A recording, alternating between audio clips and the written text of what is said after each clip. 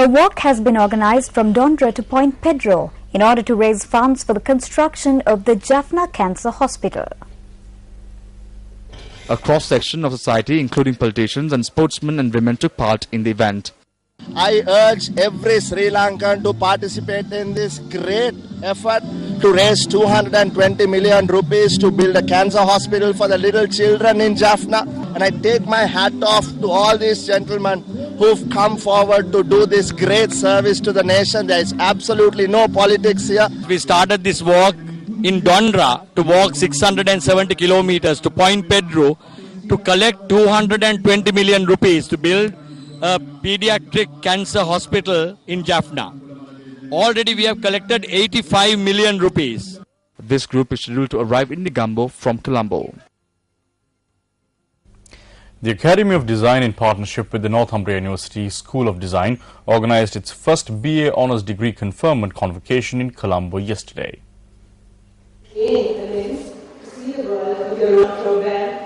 The function was held with the participation of several dignitaries, including British High Commissioner to Sri Lanka, John Rankin. This is important for the United Kingdom in its modern sense of itself as a country.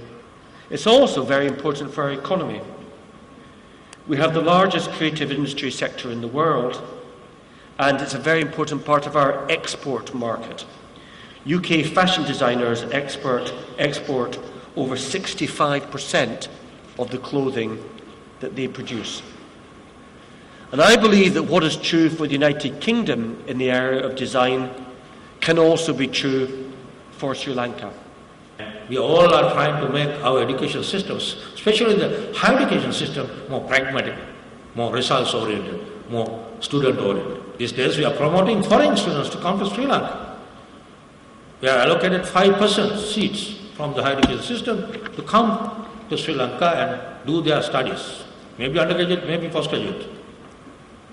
Some people are opposing to it, but I don't know why. Because university means universal.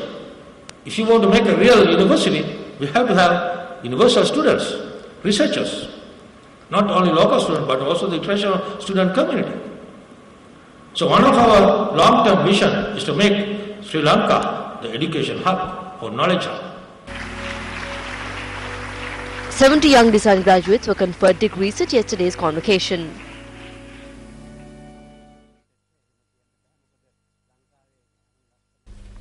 News First's Ramesh Iruga Bandara joins us now with the very latest from around the world from the News First International Desk.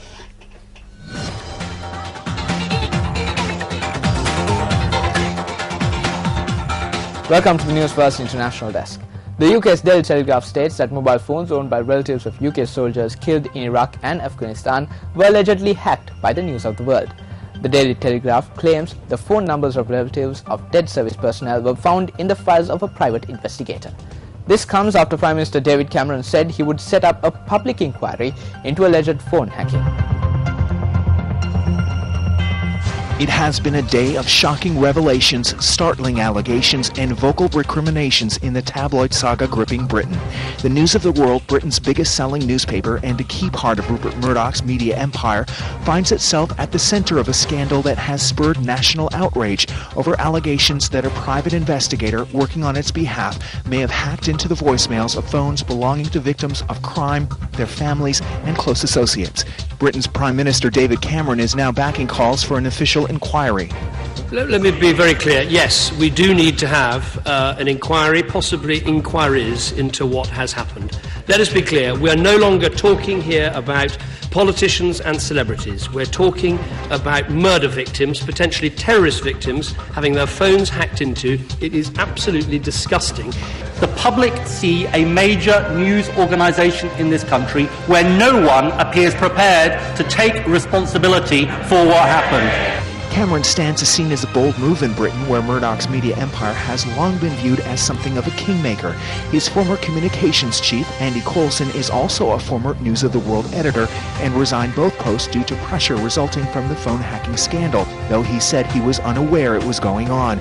Pressure is now mounting on Rebecca Brooks, the chief executive of News International, who was the editor of the Sunday tabloid prior to Coulson. Rupert Murdoch is backing Brooks and, in a statement, called the allegations against the News of the World deplorable and unacceptable. Several advertisers have pulled out of the paper over the hacking allegations. It's only midweek, and this Sunday tabloid can't seem to stop generating headlines.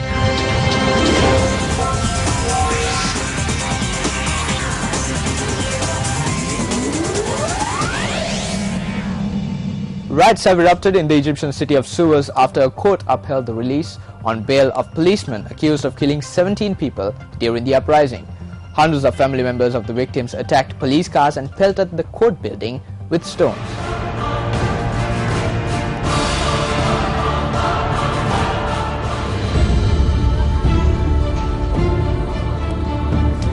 Similar clashes erupted in Cairo on Monday when the 7 officers were originally granted bail. Anger has been growing in Egypt about the slow pace of trials for Mubarak-era officials and security forces. Activists have called for a million-strong demonstration on Friday in Cairo's Tahrir Square, the epicenter of the 18-day uprising that forced President Hosni Mubarak to resign on 11th February. Official figures show that at least 846 people died in the January-February uprising and 6,000 more were injured.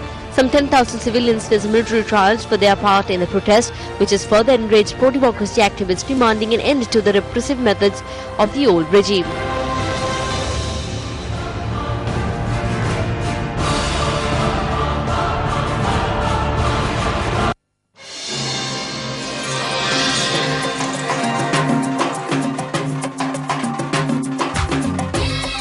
Rebel fighters seized a village south of the Libyan capital Tripoli, and another group advanced towards Tripoli from the east yesterday in the biggest push in weeks towards Muammar Gaddafi's main stronghold.